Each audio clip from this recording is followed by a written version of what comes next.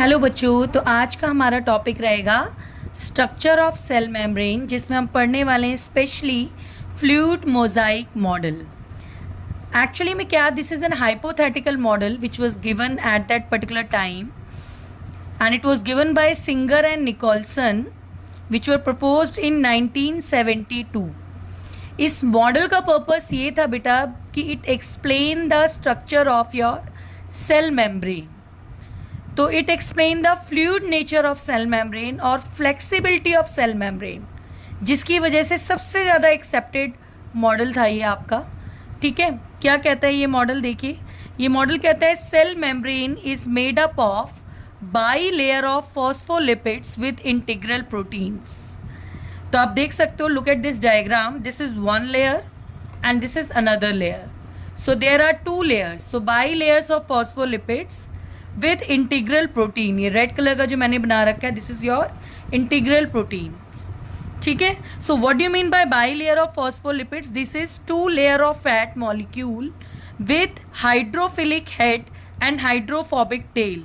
आप देखो, इजिली देख सकते हो बेटा, इसमें एक स्फेरिकल स्ट्रक्चर है और ये टेल है।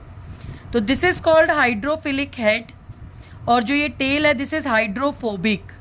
हाइड्रोफिलिक का मीनिंग होता है वाटर लविंग सब्सटेंस।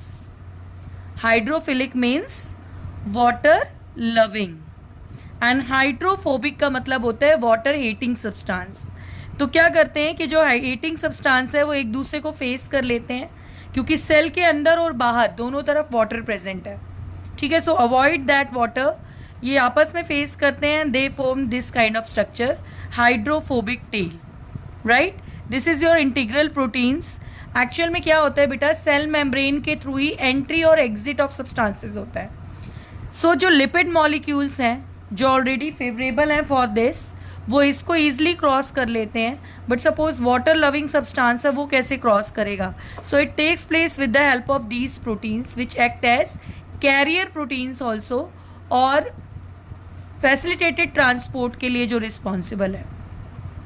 तो इस तरीके से हमारी सेल मेम्ब्रेन होती है। कुछ पेरिफेरल प्रोटीन्स भी होते हैं जिनके ऊपर इस तरह के फैक्टर्स लगे होते हैं, जिसको हम बोलते हैं रिकॉग्निशन प्रोटीन्स।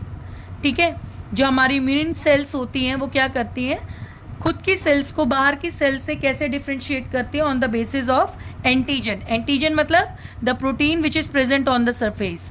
तो ये आप कह सकते हो रिकॉग्निशन प्रोटीन्स प्रेजेंट होती हैं।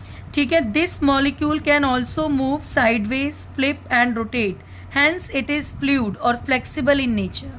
ठीक है, तो मॉलिक्यूल्स की मूवमेंट साइडवेज भी हो सकती